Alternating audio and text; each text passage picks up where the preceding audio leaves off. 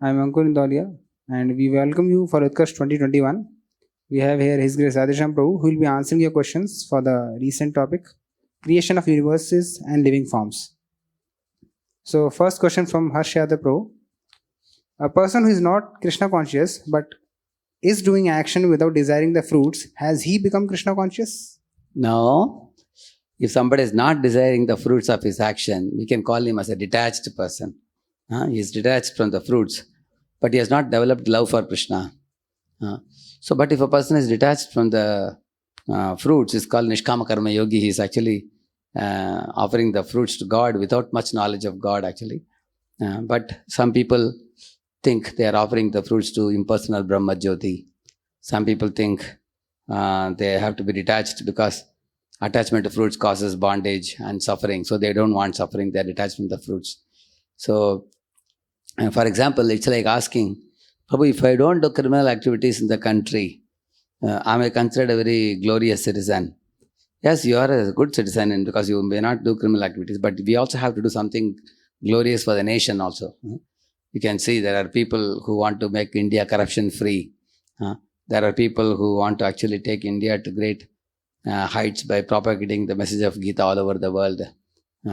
One can find out how Indians, life can be made much better for them.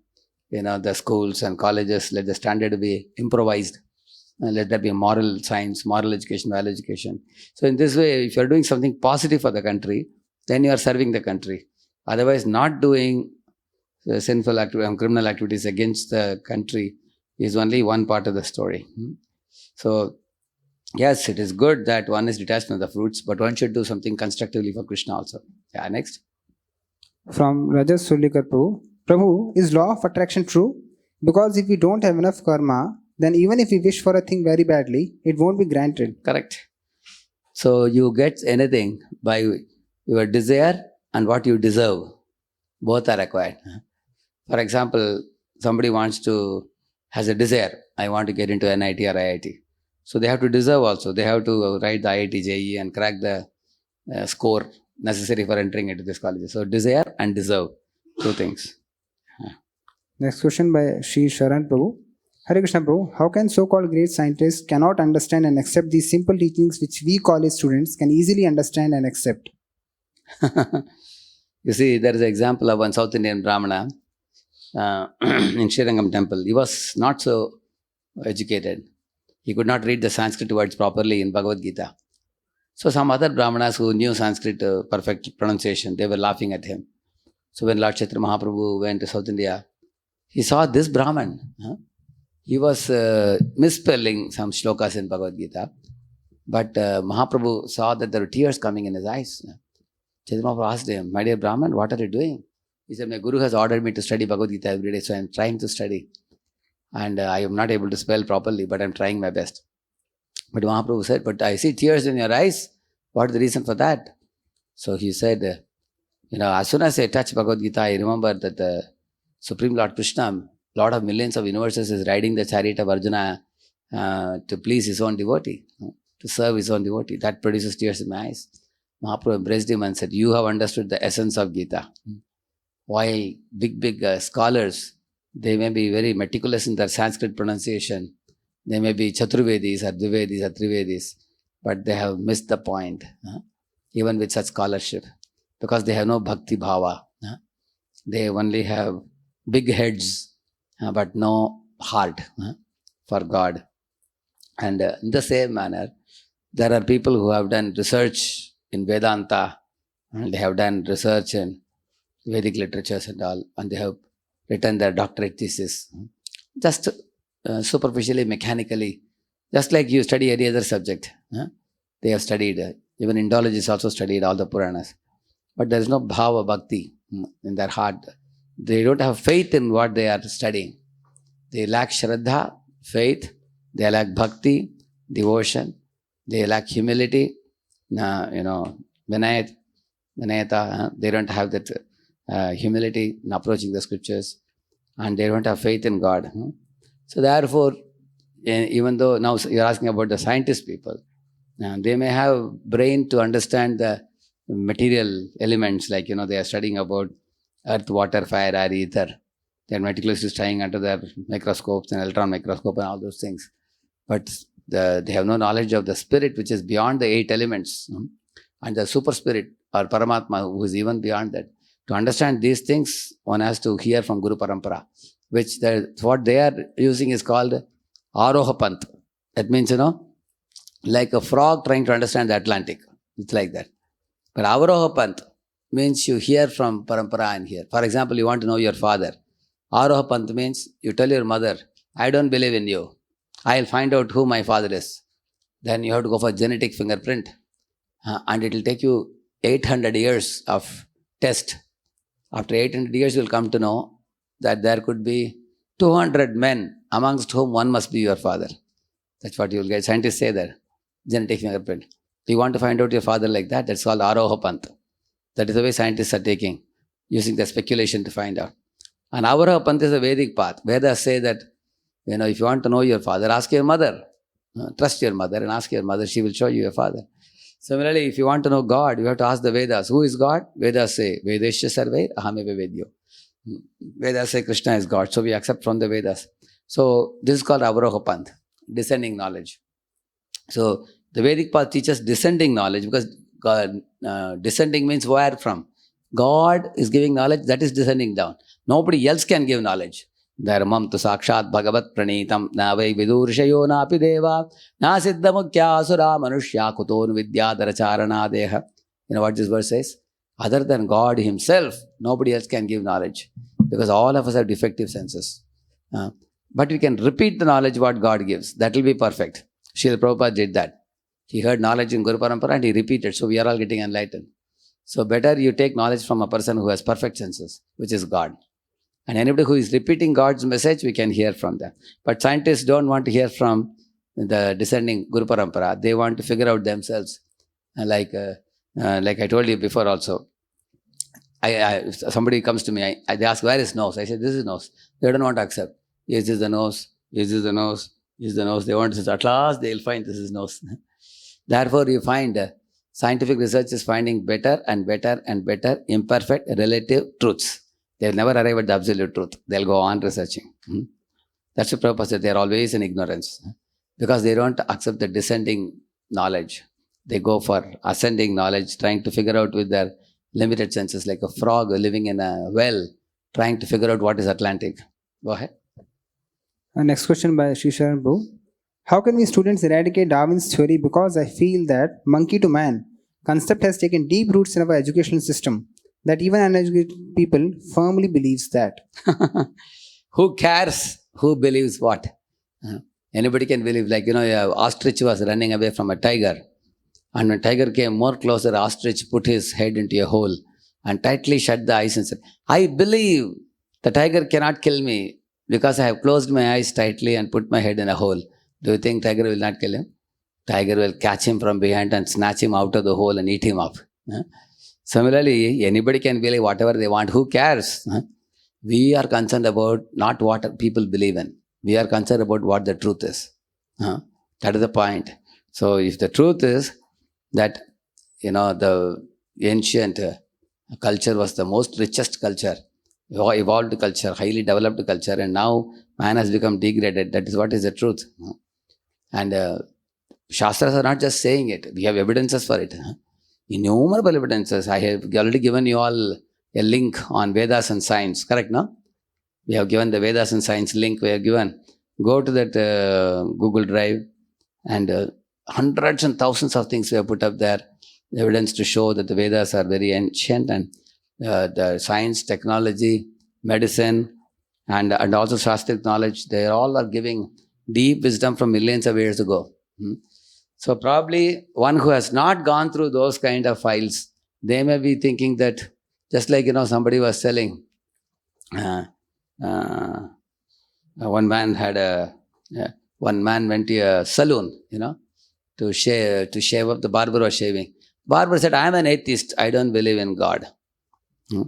He was telling. So the man kept quiet. So then man came out. He saw one man with long beard, a long mustache, long hair. He came to the barber and said, Unfortunately, in this world, there are no barbers, he said. And the barber asked, why are you saying that? Look at that poor man, he has so much long beard, long mustache, long hair. If barbers were there, why is he having hair? Barber said, I'm here, he said. No, I don't believe barbers exist, he said. Hare, I'm here, he said. But then why is he having hair, he said. He said, that fellow is not coming to me. If he came to me, I would have shaved him. He said, that is the point, he said. You think, you say God doesn't exist or monkey to man is deep-rooted. That's because you have not heard about the truth. Now I will tell you, I have already sent you notes before, correct now? The other day we have sent, have you read the 3 chapters? Have you read the 3 chapters which we gave from the Your Sacred Journey book? And then I also sent you another PPT also. First, you be convinced of the truth. Hell with the world. Let anybody think whatever they want. For that matter, I will ask Mr. Sharan, Sri Sharan. 99.99% of the world population is chasing after sense gratification. Do you agree or not? Then why are we guys sitting and start talking this? Why don't you also run after sense gratification? They are going to hell. Do you want to join them? You also want to go to hell with them? Then go with them. If you want to go up, then you walk the right path. How many people get distinction in the class? 5 people. And how many people get average marks? Another 150 people. Whom do you want to join? You want to be a distinction holder? You want to be average fellow? Choice is yours. So, we are not fools to go by the masses.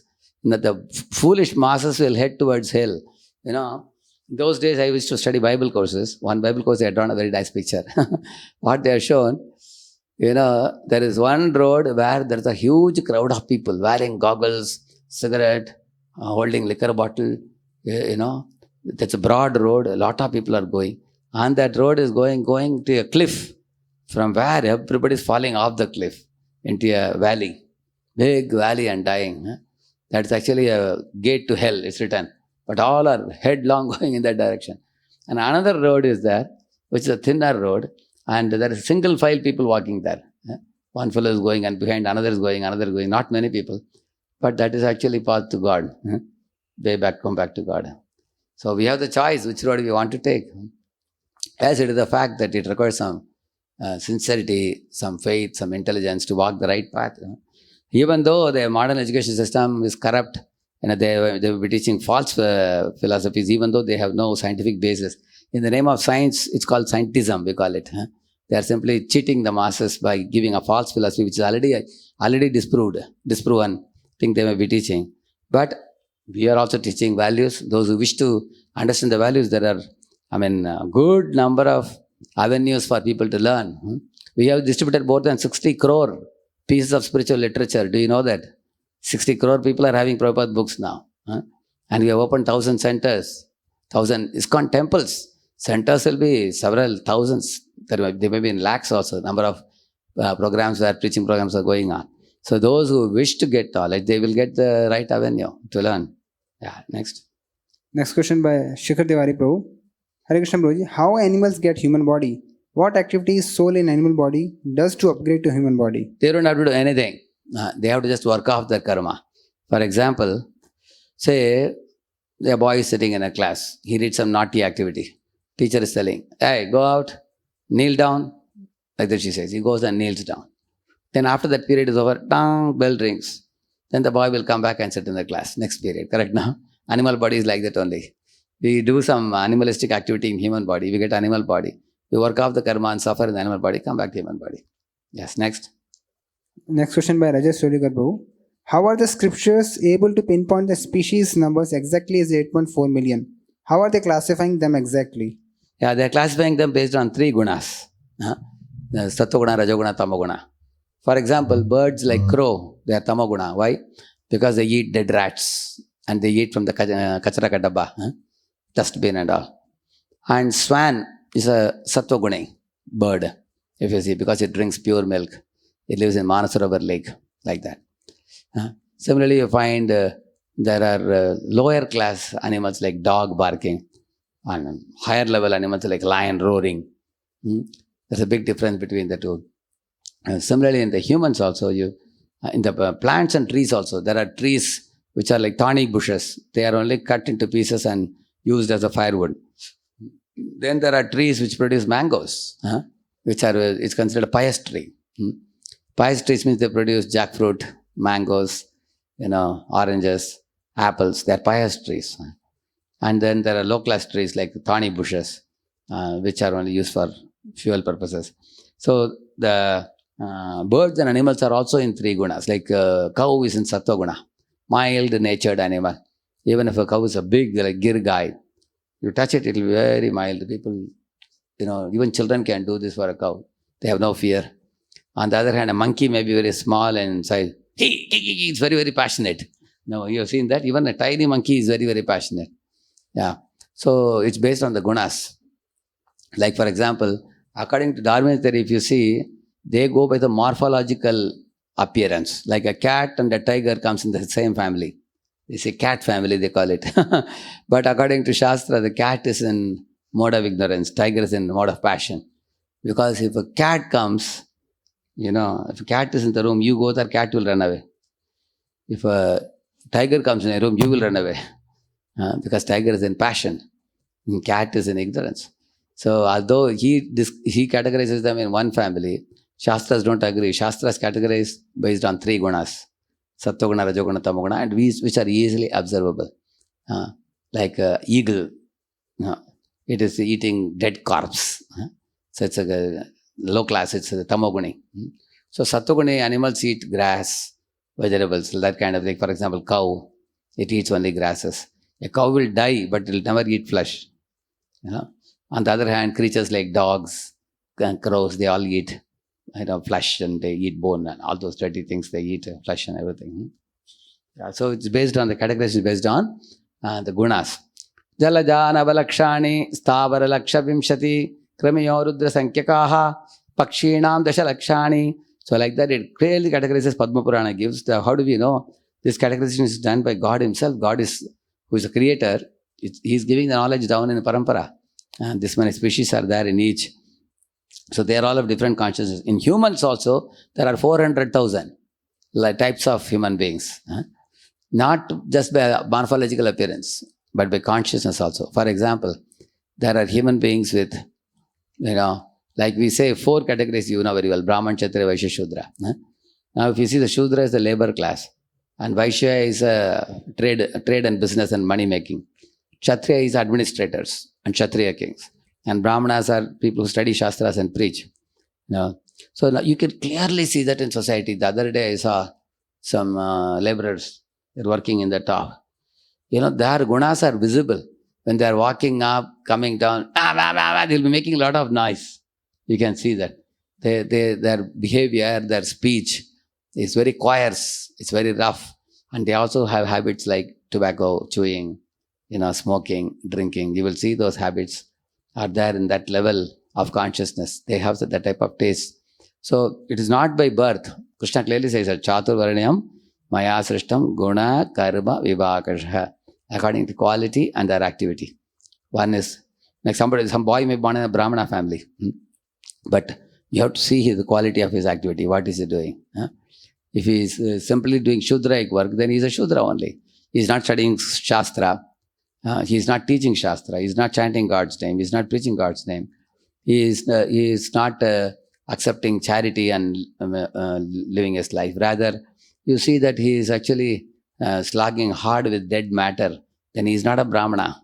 So therefore, these species are all categorized according to our gunas, guna and karma. Based on that, it is categorized. Yeah. Next. Next question by Amani Yadav Prabhu. Prabhuji, is there dinosaurs in past? If they are there, then how can man live with them? What is the difficulty? Now you will see that the forest animals will not come out of the forest to the city because they are also afraid.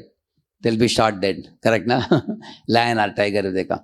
Similarly, man also, if he leaves the city and village and goes into the jungle, deep in the forest, then he will be eaten up by the animals. He also has fear. Correct, na? Of course, there are some exceptions, like some people are taming a lion, taming a tiger, like a cat or a dog, like a pussy cat or a dog. They may tame them at home. There are a few people who do that. But those are exceptions. But in general, animals live in jungle and humans have their place. Everybody has their place. So it's not that man has to live with the lion. Imagine you have to go to office, on the way lion comes. Will it be like that? You will not find them. They won't come. You don't have to live with them. They have their place, you have your place. Similarly, aquatics have their place in the ocean. We don't go and live with them in the ocean. Next. Next question by Akash Gautam Prabhu. How the soul creation started? What the concept behind it? Why God has given infinity age to the soul? Yeah, actually, it's a God. If God is like the sun, the souls are like the light particles, small rays of the sun, isn't it? If God is like the moon, we are all like the stars, you can say. If God is the main original leader, we are all like his parts and parcels, like his children, like that. So now what is the concept? It's a very clearly explained in Vedanta Sutra. Anandamayo abhyasat, it is said. The absolute truth, God, He's always happy, but He wants to share happiness. Infinite happiness He has, He wants to share. So eternally, He has expanded Himself into jivas who are called separated part and parcels. So God expands us integrated part and parcels and separated parts and parcels. Integrated part and parcels means like Krishna expands into Rama and then expands as Narayana. He expands as Matsya, Kurma, Varaha, Narshinga, various forms. They're called integrated part and parcels, which means they are all gods only. It's God's multiplication, which means one God acts double acting, triple acting, multiple acting, like that. That is integrated part and parcels. And separated part and parcels mean tiny particles like us. And the separated particles are all servants. Integrated parts and parcels are called. They are in the same position of God. Like we call Swa Amsha, Vibhinna Amsha. So we are all coming in Vibhinna Amsha. So Swa Amsha are all gods. Or we can say one God only in multiple roles. Just like, for example, Prime Minister at home wearing dhoti, kurta, like that. When he is going to Parliament, he wears pant, shirt. So he has different type of, different type of dress, attire and everything. Even you all have that, right? Isn't it? When you are going to office, you wear formals. When you are at home, you wear casuals. Like that you may wear. So your dress is different, person is same. Similarly, mood in office is different, mood in home is different. Like that, God also expands as Rama, Narsingha and all those forms. They are called Swa Amsha. And Vibhinna Amsha are jivas like us. So now why are the Vibhinna Amshas there? Why should we exist at all in the first place? The existence is for only one purpose, to exchange love. God and soul, they exchange love with each other. Ask yourself. Let us talk about God's soul later. In your home also, when you were a small boy, you went to school. You wanted to get first rank. Why? You want to make your mother and father happy. Correct? Now when you are doing a job after your education, you will earn money and want to serve your mother and father and make them happy. So to serve and to love is the innate propensity of the soul. It is indestructible propensity of the soul. In every position, we are all serving. You see the horses, dogs, all of them, they are all serving man. All of them. And then they are also taken care by the man also. Domestic animals, if you see like that. Then if you see man, he is also going to office serving his boss. And then he's bringing some money and giving to wife. So, and the wife also is serving by cooking at home and taking care of the children. Everybody is serving. If an old man is all alone, his wife is gone, he is alone. He will also get a puppy dog or something and feed some biscuits and be happy. Nobody can say that I will not do any service. Even Prime Minister of India is serving all the praja. Nobody can be free from love and service. This is eternal propensity. Now, if you love God, then you don't have to serve anybody else because you go back to that position from where we have come. So to love God and serve Him. And God also wants to reciprocate back. Like Pandavas are serving Krishna. Krishna wants to become Arjuna's charioteer. Isn't it? God also wants to serve his devotees. Devotee wants to serve God. God wants to serve devotee. And that is for exchanging love. For example, I ask you a question. Why do you want to marry? Why don't you be alone only yourself? Most people will, 99.9% of people want to marry. Why? Because when a woman comes in, you want to exchange love with her by giving her a sari, giving her facilities, and then she will also cook and serve you. By that exchange of love, you feel some satisfaction. Correct, no? So therefore, people marry to become happy, and then husband and wife beget a child to become even more happier. So we do any activity in this world to become happy, if you see. So God is already happy, but He wants to share happiness with everybody. So that is eternally going on in the spiritual world, God and the soul and the exchange of love. But when we cut off from that relationship, come here, we repose that love and service on so many other people, on nation, on our own caste people, our own state people, that kind of our own idea, because these are all false identities. Real identity is we are only Atma, and Atma is related only to God. But when we come here, we are doing the same love and service for so many other things. Next. Yeah. Next question by Umesh Patnaik Prabhu. How can we avoid going to heaven, Brahmajyoti? As we have control on doing karma and punya on earth, and after dying, if we have done enough punya, then we are bound to go to heaven or Brahmajyoti. Yeah. So instead of doing mundane punya, you can do Bhakti Sukriti. Umesh Patnaik. You have now come to Bhakti Yoga. Chant Hare Krishna. Worship Krishna. Follow the teachings of Krishna from Bhagavad Gita. Then you will not go to heaven or Brahmajyoti. You will go to Vaikuntha. Next. Next question by Dhanush Pittala Prabhu. Our intelligence, mind and false ego are in subtle body. When, how and in what way can we leave this subtle body, separate subtle body from our soul? And when we are near to liberation, how does mind intelligence get separated from the soul? Yeah. See, the subtle body has a mind, intelligence and ego. Once that is separated, don't think Atma will suffer without them. Atma has an inbuilt mind, inbuilt intelligence, an inbuilt true ego. What is true ego? I am Krishna Das. I am not Maya Das. That is called true ego. And also our spiritual mind, spiritual intelligence is inbuilt in the soul itself. You don't need the subtle body separately. That's one thing clear. Another point, separating the subtle body is very easy. What you do, just like iron rod put in fire becomes fiery. Similarly, right now use the mind, intelligence and ego for remembering Krishna, making plans for serving Krishna. It will completely get spiritualized. Like iron rod put in fire becomes fiery. The spiritual body will become spiritualized. When it is spiritualized at the time of death, the spiritual body, the subtle body will be as pure as the soul. Soul is already pure, subtle body is also pure. There is no more impure things. Then you can separate subtle body, leave it, and the soul can go back to spiritual world. And the soul has inbuilt man, buddhi, ahankar to work in the spiritual world. It doesn't need the subtle body. Subtle body is given to us in this world. Why? It's called as a body of desires. Only if you have some separate desire to enjoy, then subtle body is given to us. It clings over the soul.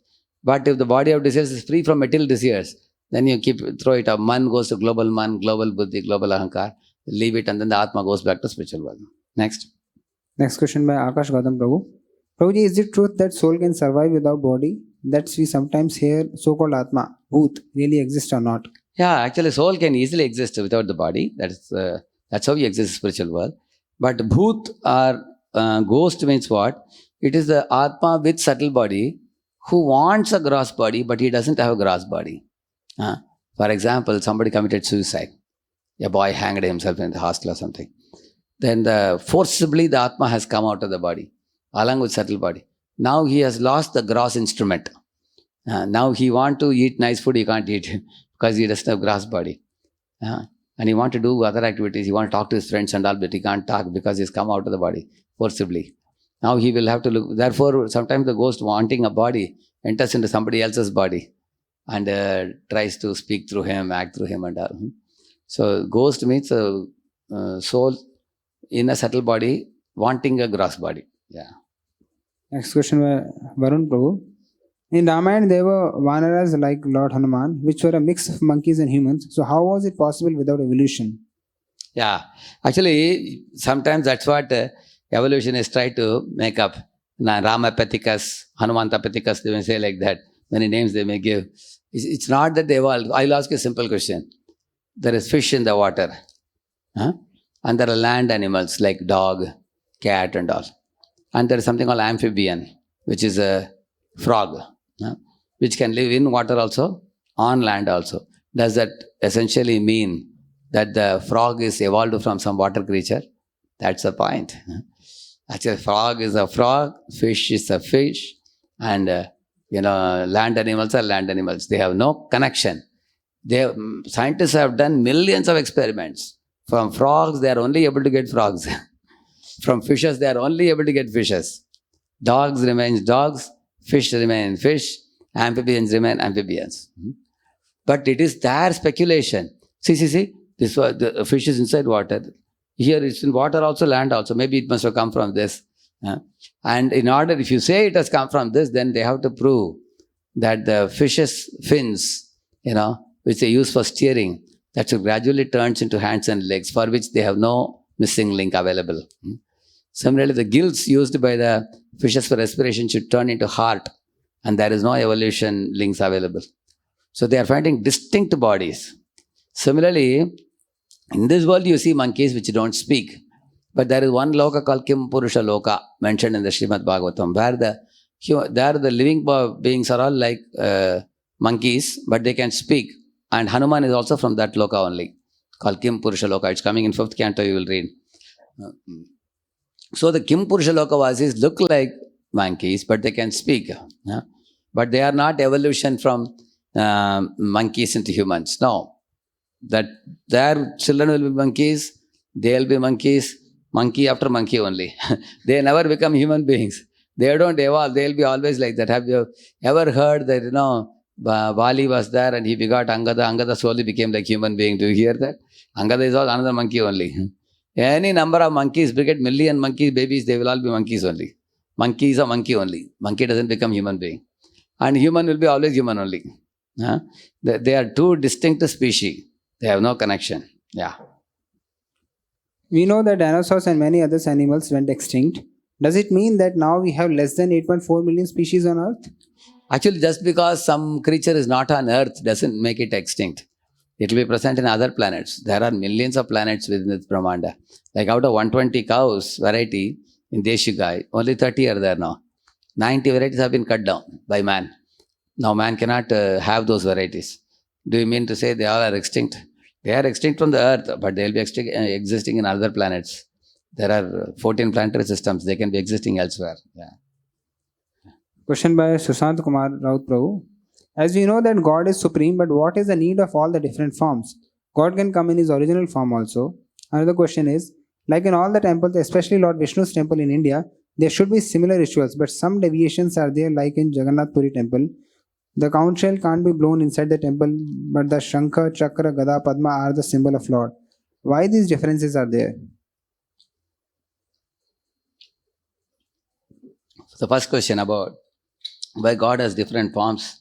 Every form has a reason. Nothing is existing without any rhyme or reason. For example, Lord Krishna expands as Varaha. Why? At that time, there was an Hiranyaksha who stole enormous quantity of gold and silver from the earth. It is said that he was so greedy that he made the earth lose her balance and fall into the Garbhodak ocean. At that time, Lord came as Varaha and he went down in the boar form and he lifted the earth and placed her exactly in the same position where the earth was present. Can you imagine any human being can do that? So then Lord came as a boar. Why? Because the boar can go inside waters and it can bring out the earth on its tusk. So he brought like that. Similarly, Lord came as a Narasimha. Why? Because he had taken a boon from Brahma that animals should not kill me, human beings should not kill me. So Lord came as a Narasimha. Combination. Like that he came. So Lord comes in a particular form for a particular type of purpose.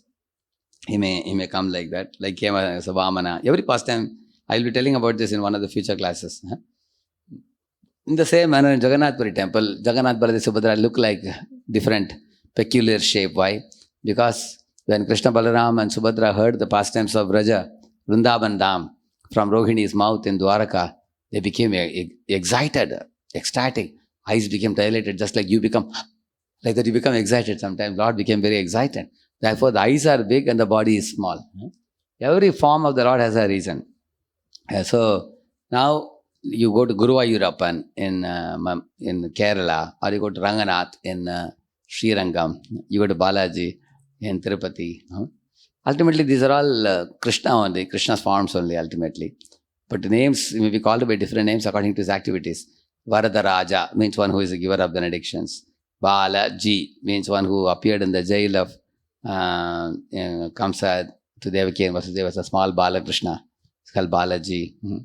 So, in this way, that was first part. The second part about why the Shankh is not blown. Actually, anything that is being done, it has a history always. You see, there were temples in Himalayan range. So the sages would blow the Shankh in the morning to invoke auspiciousness. So that Lord will be woken up and then all people can come and take darshan, they can worship. But the demons living in the Himalayan jungles found out the location of the sages by hearing the sound. So they would exactly come to the temple and steal the sages from there, go and tear their body and eat up. And they would swallow the bodies and spit out only bones. And they had a big heap of bones like that. So that there have been demoniac creatures like that. So then they stopped blowing the shank in order to avoid the attention of the demons. So, like for example, even today people ask in Jagannath Puri temple, why only Hindus are allowed? Why not others are not allowed? I asked this question to one Panda inside. So he explained that when you allow the Westerners, many times they come in very scanty dress, men and women. They are wearing jaddi, and with jaddi they want to come inside. They show the whole thighs, or they show the chest, and they show the body, hands, and everything. And men and women kiss each other and they embrace in the temple campus. It will pollute the sanctity of the temple environment. In the same manner, sometimes ago, when certain Mughals and all were ruling, if you allow other people to come in, they come and know what is where, and later on they plan to attack also. These problems are there. Therefore, they have kept some kind of policy. Same thing with Mecca, Medina also. If you have to enter into Mecca, Medina, you have to eat cow flesh in the entrance. They will give you a piece of flesh of cow. Only if you are ready to eat it, then only they will allow you inside. Otherwise, you can't go in. So they have a policy similar to Jagannath Puri. In the same manner, so when we talk about the shank not blown, it is kept for some purpose. It's coming in time-old tradition for the safety and security of the temple. Yeah. Next. Next question by Vishant Agrawal Prabhu. As you said that the subtle body remains with the soul even after death, so why do we not remember anything of our past lives? Yeah, that is because the Lord puts a covering over the past life. Imagine somebody was a cow in the last life taken to a slaughterhouse to be slaughtered. Now remembering that would lead to traumatic repeated remembrances. So Lord very mercifully covers that so that we can forget it and go on with your current life as a fresh new life. Or somebody died in a car accident or something. They can forget the past and go on with the future. So it's Lord's kindness that He makes us forget the past and go on with the future. Yeah, next. What by Kalyan Reddy Prabhu. What are some practicals to be conscious of our every action? Second, why the palms of Radha Vrindavan Chandra are in pink color, whereas Radha Gopinath palms are white in color? Okay, the first question about practicals to be conscious of our every action. Actually, the very fact you are asking this question means you are conscious to some degree. Kalyan Reddy. Only a conscious person can ask this question. Those who are unconscious will not even have this question. So consciousness is something which we have to develop over a period of time. One thing is to regularly hear the knowledge about spiritual life, what you're hearing. Regularly read Prabhupada books, hear lectures, be with devotees, chant Hare Krishna, and be wakeful and thoughtful before doing anything. Think twice before acting. Gradually the consciousness will develop. As we become serious devotees, consciousness will become more and more blossomed. And the second question about the palm of Radha Vrindavan, that palm of the Lord is generally pinkish only. Actually, when the deities are, sometimes people ask why the deity is white here and black there. Actually, Lord has a bluish black body. And the bluishness is explained like you've seen this close-up toothpaste, how it is glossy blue. Like that, that's the Lord's body. It looks like that, glossy blue. But when people make the deity, sometimes they make it very blackish.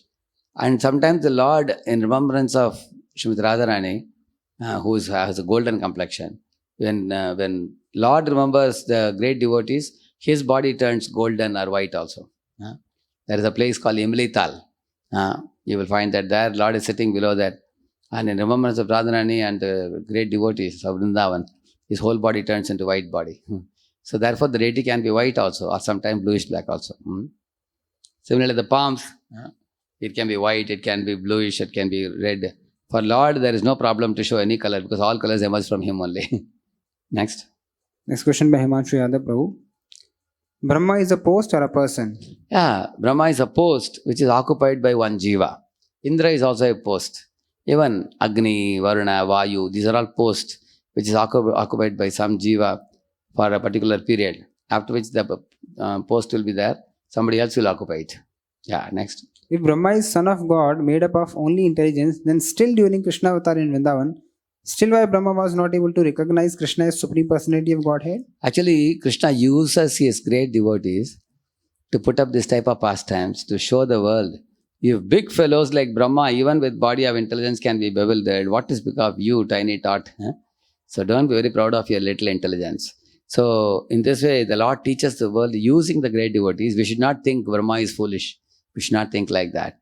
Sometimes a mother-in-law, while teaching the newly arrived daughter-in-law, she doesn't scold the daughter-in-law in the beginning only because the relationship will be spoiled.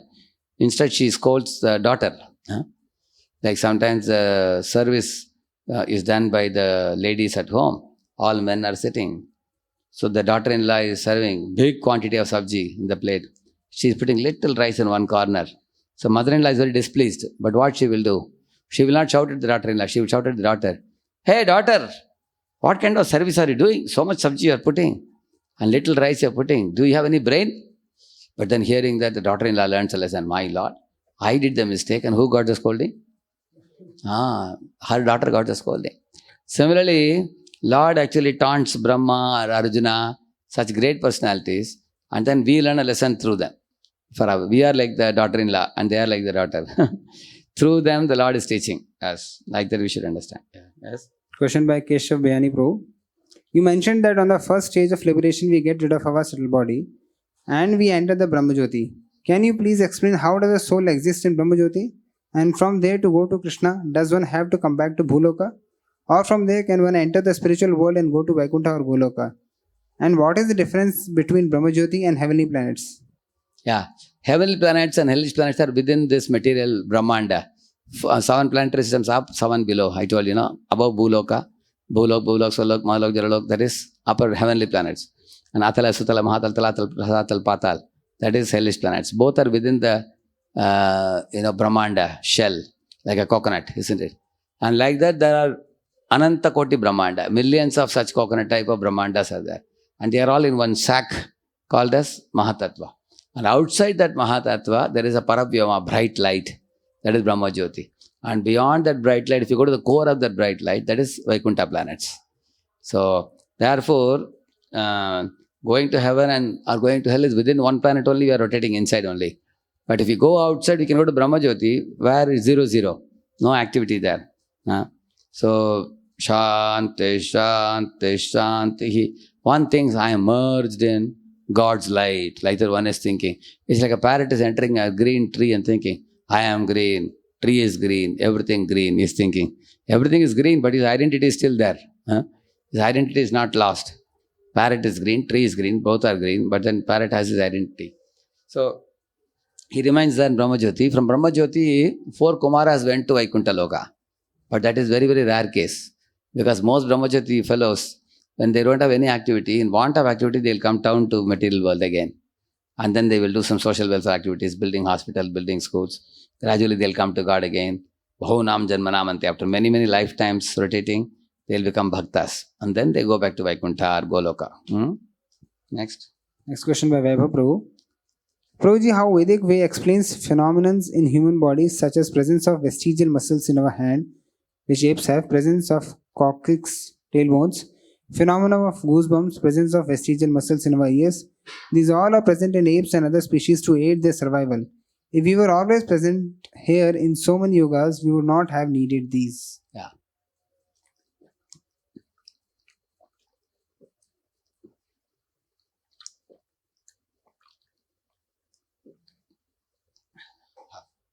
When Darwinians, followers of Darwin, when they wanted to, take God out of the picture, some of them said, there are so many vestiges in the body, as many as 18 vestiges, I think.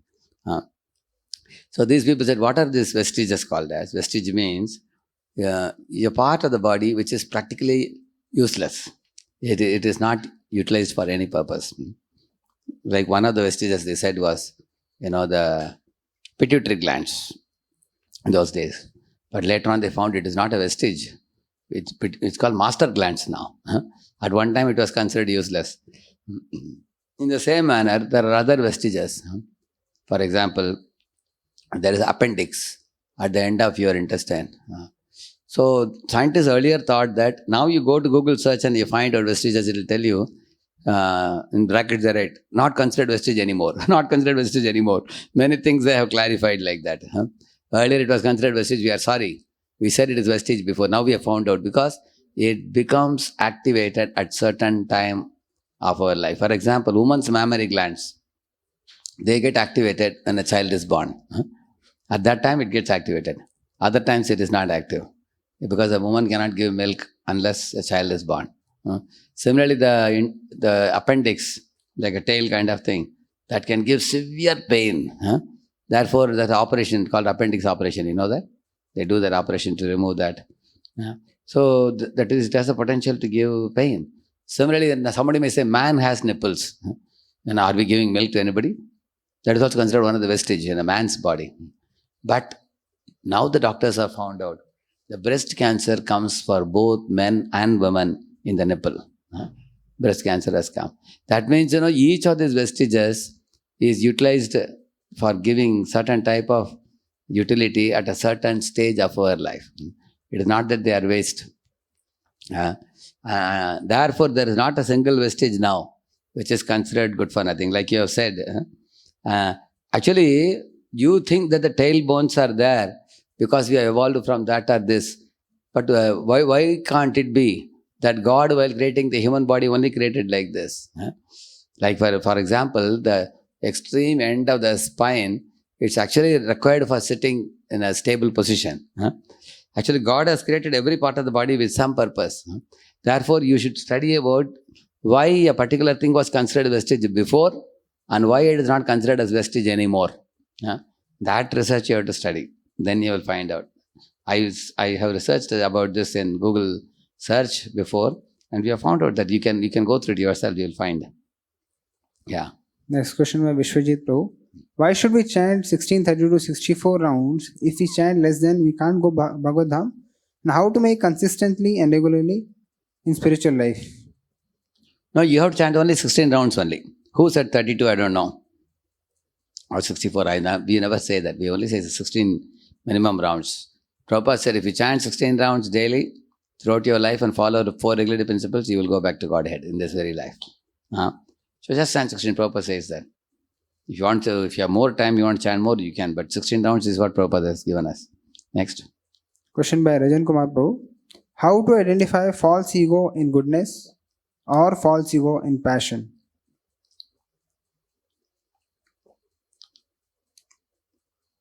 Yeah. So like a false ego in goodness means a person thinks, I am a Brahmana. I am born in a high caste. I can pronounce Sanskrit mantras in a very spashta manner. My lineage is a great lineage. I am a very pure Brahman. This kind of idea, then he is false ego in goodness. A person is false ego in passion. If I get angry, I can slap somebody. I can kick somebody. I have contact with underworld people. Some people say like that, I can use them and do anything. I have political power. There are people, this is false ego in passion. So, actually, it's not difficult. We have to study about Sattva, Rajas, Tamas from Bhagavad Gita. Then you can understand how these 3 gunas act. And they have the distinct characteristics. Like Rajaguna has distinct characteristics and Sattva has distinct. Yeah. Question by Anirudh Bajaj Prabhu. Are the people of Satya Yuga are unfortunate as they are not able to hear the Leela of Supreme Personality of Godhead Krishna? Who said? In fact, they talk Krishna Leela more than us now. In Satya Yuga also. Actually, I have said in earlier session also, actually Prabhupada says only fools think that Krishna only appeared in Dwapara Yuga and after that only we are getting. No. If you read Bhagavatam, Savai Mana Krishna Padara Vindayor, this is about Ambarish Maharaj who lived in Satya Yuga. There was a Krishna temple. He was going and worshipping. It's mentioned. Similarly, Ariradayeshu Krishnam Acharat Tapa Uttamam. Prithu Maharaj performed penance for Krishna. Ariradayeshu Krishnam. It says, he also lived in Satya Yuga. Who said that in Satya Yuga there was no Krishna worship? That is our own assumption.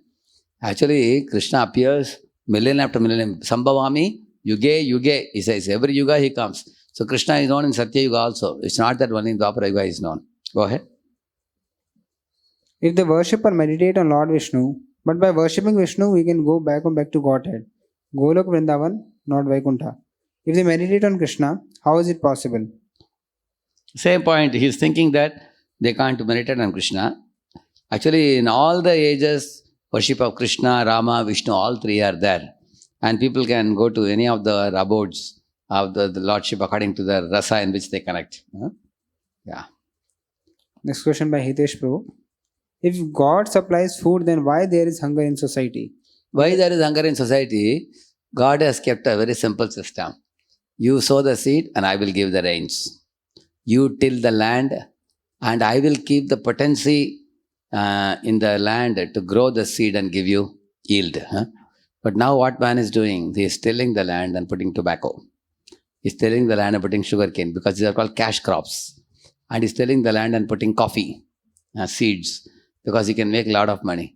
Imagine if 99% farmers want to put cash crops and only 1% of the farmers are growing rice. Will there not be food scarcity? Is it a God-created problem or man-created problem?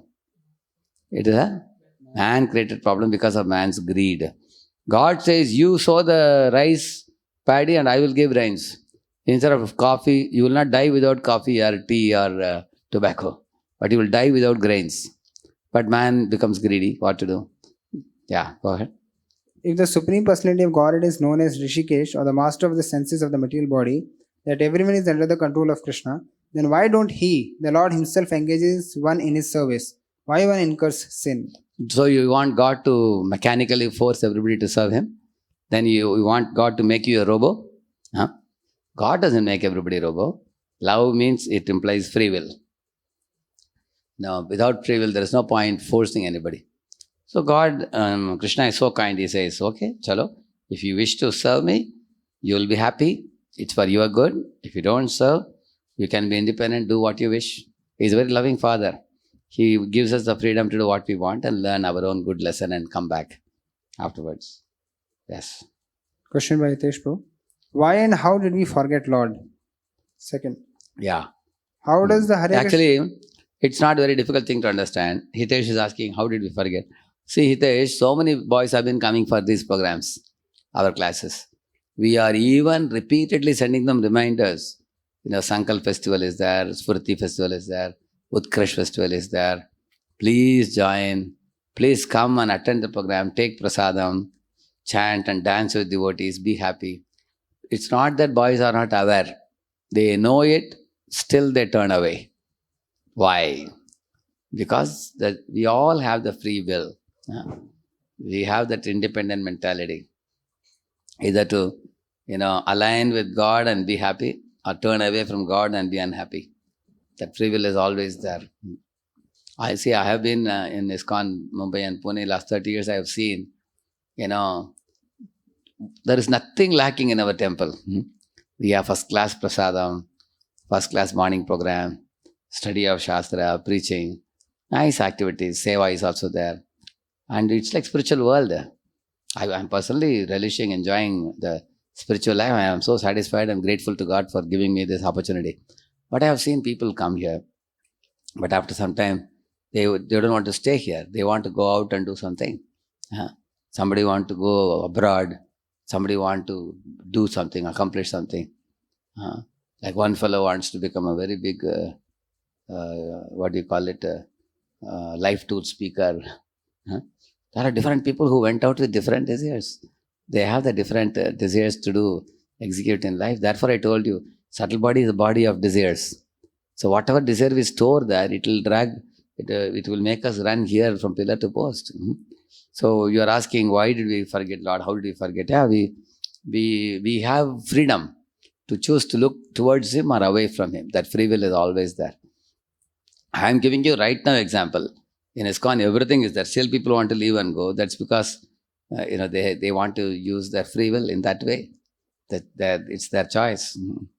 Like, you are all students. Your father is sending you money. Mother is nice. Father is nice. They are sending you money monthly. Beta, go to the college. Pay the fee. अच्छा study करो. And pass out हो जाओ. Engineer बनो. बहुत प्रेम से सब कर रहे हैं. Everything they are doing. But then you find Like there was one boy, in the first year he got washed out completely. And the father was a farmer, he didn't know that he failed. Son didn't tell the parents. Third semester again he got washed out, failed in all the papers. And the father was aware, the results have come now. Father was very worried, he came to the city, what happened? He is seeing the boys roaming with girlfriends, he's smoking and drinking. Father was crying, Beta, did I send you money for this purpose? So you can find, although father is a nice person, but sons are rebellious and they act independently like this. That free will is always there to be a good son or a bad son. Next. How does the Hare Krishna Mahamantra works to make oneself live happily? Is there any scientific reason behind it? Yeah, it's a very scientific reason because actually, there is something called true north. Say if you are eating vegetarian food, and that too eat moderately, you don't overeat, and also you drink properly water, you do exercise, you take a proper sleep, and you don't put unhealthy things into the body like smoking or drinking or anything, then you keep a healthy body. Is it not true? Because you are leading a regulated life for the body. In the same manner for the soul, the real food for the soul is two things: chanting the Mahamantra and studying the scriptures. This is the real food for the soul. So when you feed the soul becomes jubilant. Otherwise the soul is starving. Why are we oftentimes suffering? Because we are not feeding the soul. It's like putting petrol in the car but not feeding the driver. It's like that. So when you are giving the Mahamantra to the soul, when you are chanting, gradually over a period of time, the covering is cleansed and then the happiness is felt. The main problem is in our mind there are viruses. The viruses are removed by Mahamantra, like especially lust, anger and greed, these three things. When those viruses are gradually removed, then one feels happiness. Next. If human life is only meant for self-realization, then why is there a tendency of getting influenced by sense objects? That is misuse of free will. Misuse of free will. That's the main reason. At least after hearing the classes, one should become alert and one should not allow the mind to flow towards the sense objects like the old bad habits. We should not allow them to come again. Actually this is because of old vasanas, viruses in our mind. And we are already doing the process of chanting to cleanse them. But be very careful. Stay away from tempting environments. Stay away from tempting objects. Surround yourself with good association. Spend your time in engaging in service, various type of services. Attend the classes, attend the daily book reading, Prabhupada books. The maximize Krishna time, minimize Maya contact. Like that, by doing this, we can progress. Question by Rajan Kumar Prabhu. How is it possible that a soul like us who once lived in Goloka Vrindavan, associated with pure devotees and Supreme Personality of Godhead, had come up with the idea of being independent from God? Good.